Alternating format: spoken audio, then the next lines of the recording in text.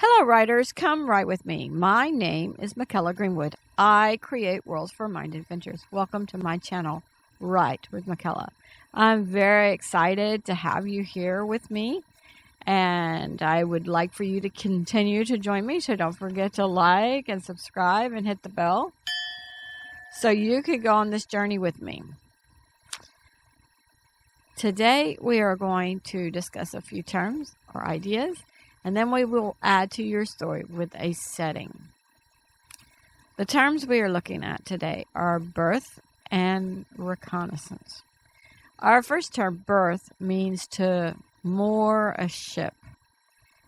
It's in its allotted place, or a second definition is of a passenger ship to provide a sleeping place for someone. Some synonyms for the second definition are accommodate, sleep, put up, house, shelter, or lodge. As writers, we could have ships in our stories, or we could have spaceships in our stories. We could also stretch this to the place, like a hotel, or a cruise ship, or an inn. We could use this term as code for sheltering a refugee or someone the antagonist is trying to find. I do have a story where they fly spaceships and they must ask permission to land at the space station, and the authorities tell them where to park or berth their ship. And this berth is B-E-R-T-H, not B-I-R-T-H. So that's the difference. And so we're berthing the ship in a place. And in my story, they must pay for parking or berthing the ship. Leave a comment on if you have regular ships or spaceships in your stories, and add what genre. So my story with the spaceships is science fiction. Our next term is reconnaissance. Reconnaissance means military observation of a region to locate an enemy or ascertain strategic features. Some synonyms for this definition are survey, exploration, observation, investigation, examination, inspection, probe, security, scan, patrol, search, expedition, reconnoitering, or safety. A second definition is a preliminary surveying or research. Now, while I was reading those words, there was a lot of T-I-O-N, the shun at the end. Observation, investigation, examination. So if I'm not mistaken, I had to look this up later. If I'm not mistaken, that shun makes it a noun. So we can observe something, but if we have an observation, that is a noun. We can investigate something, but investigation is a noun. So maybe that means that our term is a noun. I didn't look that part up. So, in the past, there were scouts that did this. But today, we also have satellites in the sky doing this. A few months ago, maybe several months ago, people suspected the hot air balloon from China of doing that, having reconnaissance over the U.S. I don't know if it was or wasn't, but that would be great to add to a story. Bringing that up, let's think about if you want a scout discovered. Usually you don't. You want your reconnaissance to be as secret as possible. Yet a hot air balloon is easy to see and spot with all the bright colors. A hot air balloon also seems innocuous, with people just enjoying the ride. In this case, if the hot air balloon was used for reconnaissance, then it was hiding in plain sight, Of course, it would have been better to use such a thing during a hot air balloon festival, and then there would have been lots of balloons, hot air balloons in the air and stuff. So if you had like hundreds of hot air balloons and then just one was the reconnaissance, that would have been better. In our stories, we can have our characters do reconnaissance any way we want. We can give little details or a lot of details. Your story could more revolve around the reports of the reconnaissance mission and not the reconnaissance, right? So we could have our story about the reconnaissance and the information they go to retrieve, and so have it to be the secret mission of going in and coming out. Or we could have our story to kind of start after the reconnaissance, to where they're taking that information that was gained and they're doing something with it. In Princess of Norwin and Steiregard, the story starts with the report of the scouts' reconnaissance mission. Also in that story, the other kingdom is deciding how to allocate resources based on Prince Hadley's reconnaissance. So the other kingdom that I'm talking about is the Jorce kingdom, or the allied kingdom. So the other kingdom is deciding how to allocate resources based on Prince Hadley's reconnaissance. So, what information do you gain with a reconnaissance mission? Do you gain number of troops, positions, and the like? And by positions, I don't mean like general or commander. I mean like, where are they positioned? You know, you're about to go into the field or the battle. Are they behind the tree line? Are they in moats that they dug? Or are they in, or ditches that they dug? Or they have a line of tanks out on the middle of the field? So what are their positions? Because you may not know the commanders and stuff like that. Anything that you would gain. So anything of the like that you would gain. Do you gain possible strategies? Well, that would depend on if your scout is a spy inside the enemy's lair. But surely senior war advisors can guess certain strategies. In reconnaissance, would you gain where and when the enemy gains his or her supply? Quite possibly, you could learn supply lines. And some of those commanders would say, okay, they've got their supplies coming in from the east, so they're probably going to focus all of their battle stuff on the west side of the battle because they don't want to disrupt those supplies, or the north, or something like that. So those senior advisors can be very important. They have experience and everything. Now, of course, the second definition is preliminary surveying or research.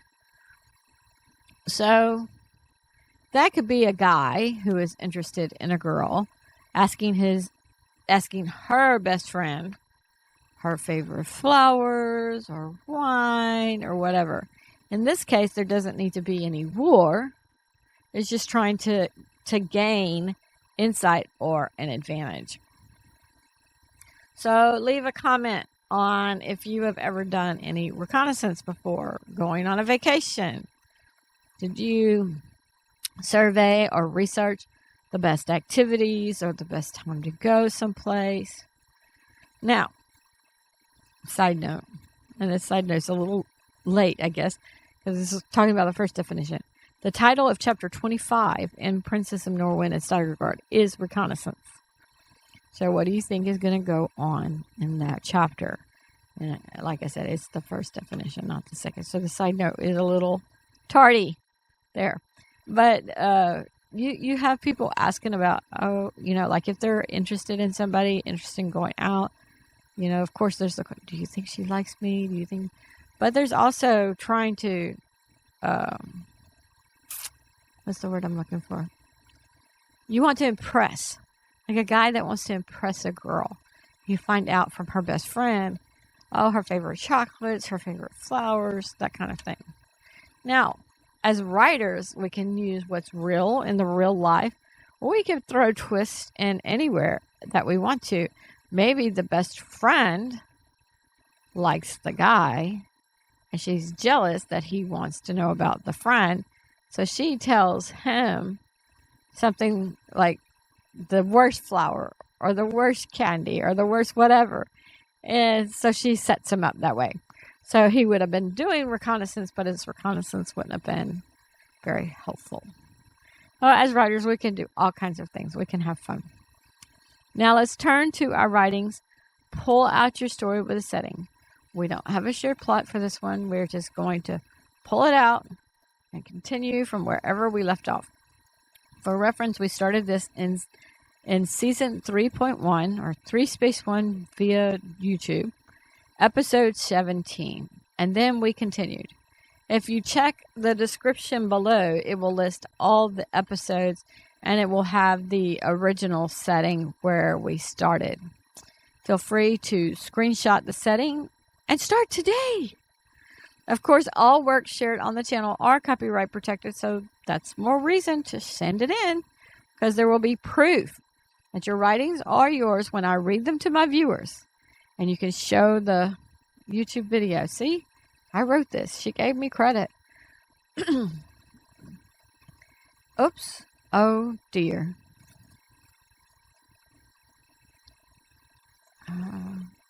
Okay. I retrieved the file. Now let me find my place. Okay. It's proof that the writings are yours when you send them in. I read them to my viewers. So send in your writings to writewithmykela@gmail.com. No spaces. Now pause the video. Write a scene or a page or at least 500 words or whatever goal you have. Some writers have 500, some have 1,200. Come back and I'll read what I wrote.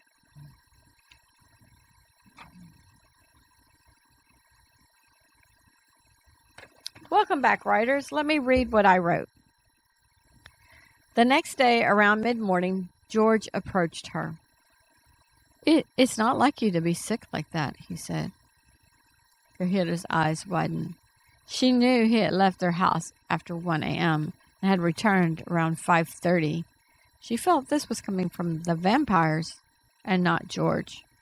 If it had been from George, he would have said something on the ride home. She said, I know. Maybe it was something I ate. You're not pregnant, are you? He asked. Kahira almost snapped back. How would I be?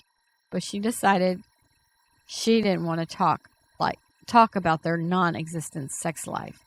Something she hadn't really thought about until the lawyer went through the questionnaire she had filled out online in the library.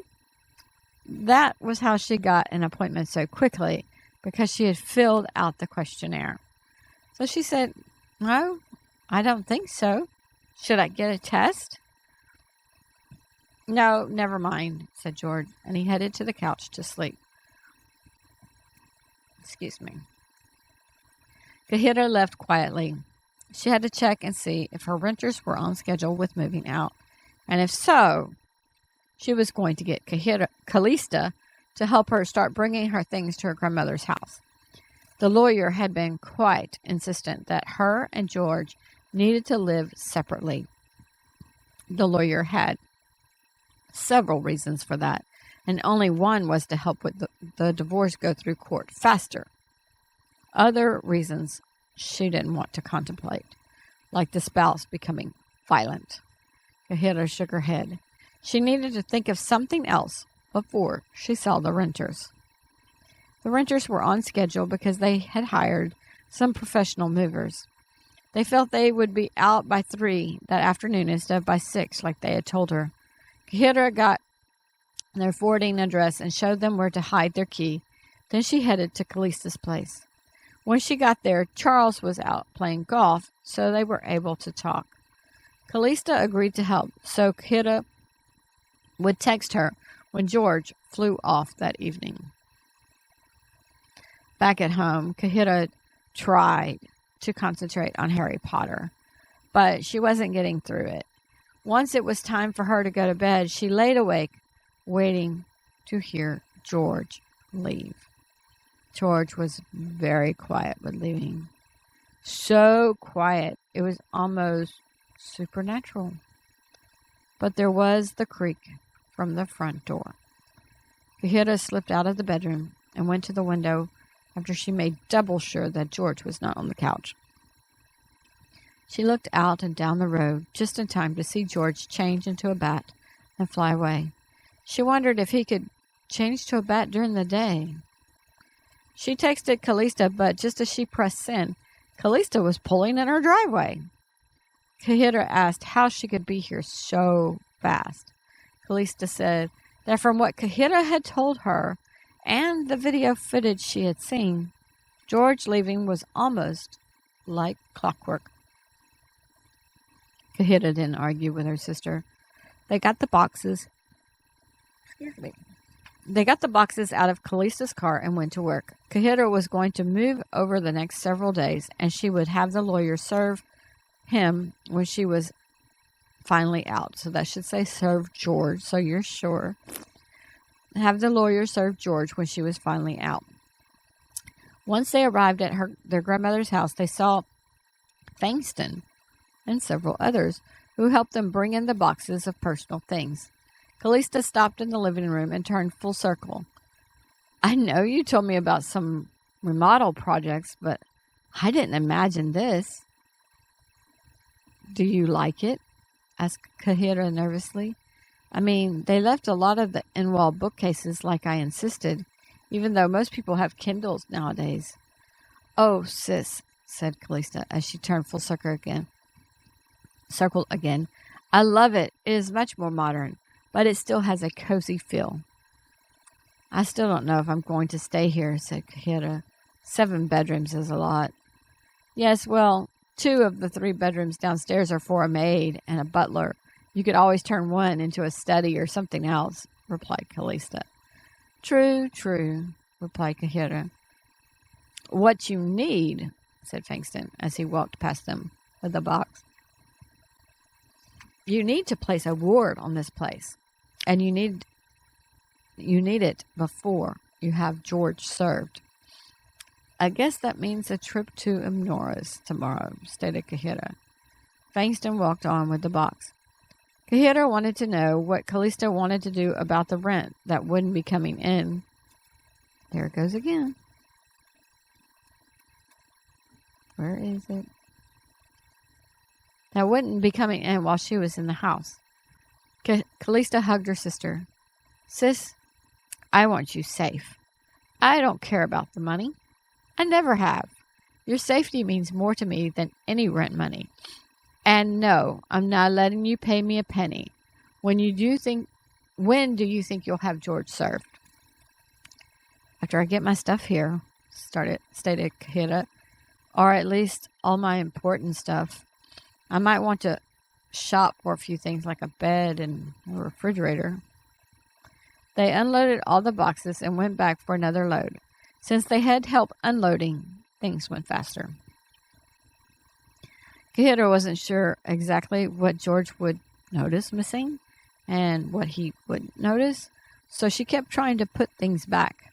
But Callista wanted her out of the vampire's house. Kahira sighed. She would have to call the lawyer's office tomorrow and leave a message and see if he could have George served Monday morning. She knew it would be more expensive, but the more she heard Callista talk, the more scared she became. And that was pushing the blood drinking that she witnessed to the depths of her memory. She still hadn't told Callista or Enora about that. Sunday morning, Kahira was tired, but she got up and left a note that simply said church on it. She hated to say church and not go, but she drove to the church parking lot and called the lawyer's office. It surprised her when the lawyer himself answered. Kahira told him She hadn't expected him, but she was calling to leave a message. She told him what she wanted to say. The lawyer paused for a few minutes and then asked her if she would meet him in the lobby of his firm. He told her that no one else was in the office, but he thought it was important. Kahira thought the request was strange, but she tapped her amulet and her spidey senses weren't going off, so she agreed. When she got to his office, he unlocked the doors to the lobby, let her in, and then relocked the doors. He told her to sit down. The lawyer sat across from her. I don't know how to say this because I don't know the level of information you have. I saw you at the Marriott, and I saw you go into the charity ball. Please tell me that you did not donate blood. He had her push her eyebrows together and shook her head no. The lawyer turned on the TV above her head. This was just in the news. We record the news feed often. Kahira scooted forward on the couch and turned back to watch the TV. 2 women had died, and a third was in critical condition. That there were no marks found on the women, but there was between 2 and 3 pints of blood found in their system. Kahira shook her head to herself. How much blood should we have? She asked the lawyer. I'm sure it is much more than that if you donate a whole pint. The lawyer clicked off the TV. Adult humans have between 10 and 12 pints of blood, I believe. But that's not all of it. I saw those 3 women at the charity ball, just like I saw you.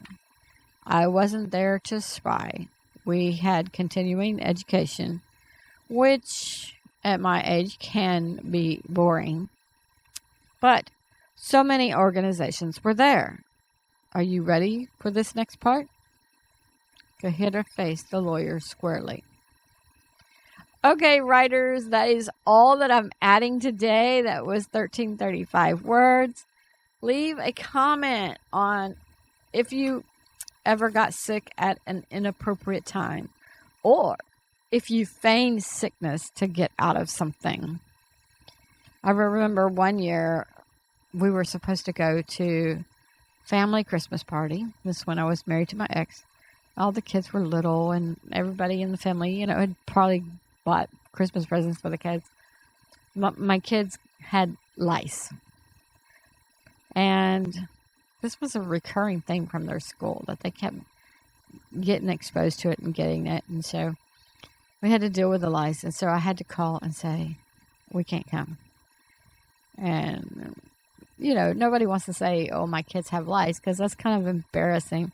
It's easier to say, oh, somebody has the flu, or, people are like, don't come, don't bring the germs, But lice is just like, I'm not sure they believed us, but we had to take care of it.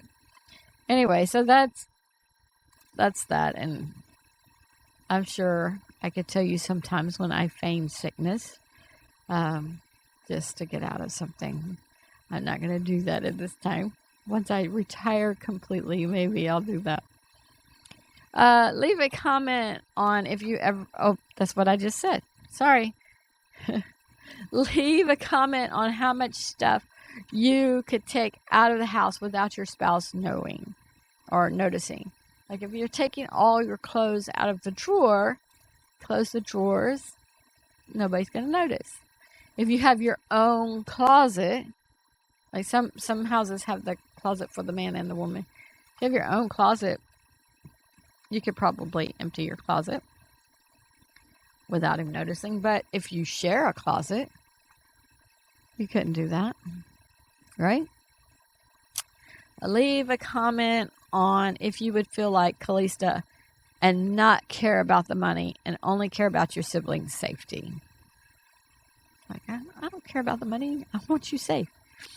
So, some of us can feel that way a little easier than others. Because some people live paycheck to paycheck and that rent money would have been important to them. But if you didn't have any money constraints, would you care about your sister's safety or your sibling's safety more than the money? Leave a comment on what you think the lawyer is going to tell Kahira next.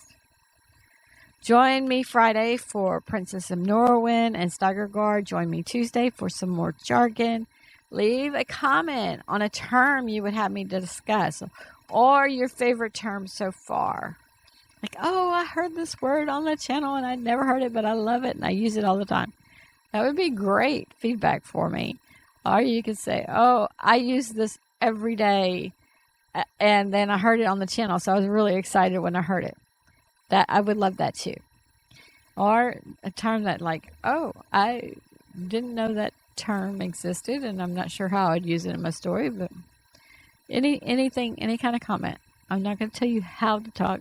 Just tell me a comment. There are so many words, so many ideas. Or if you have an idea for a writing prompt, you can leave that in the comments as well. Don't forget to visit my website, bymykela.com, and read some character bios. Send your writings and chapters to writewithmykela@gmail.com. Leave comments on your favorite characters. Favorite characters on my website, favorite characters in books you read, favorite characters that you create, any of your favorite characters. If you hit the like and subscribe and the bell, then you will continue with me. We will continue together to go on this adventure.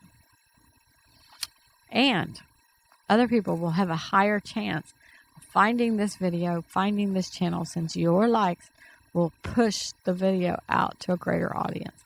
Thank you for joining me today. I really appreciate your participation. If you know someone who would like this video, then please share it with them. This is Mykela with Write with Mykela. Bye for now.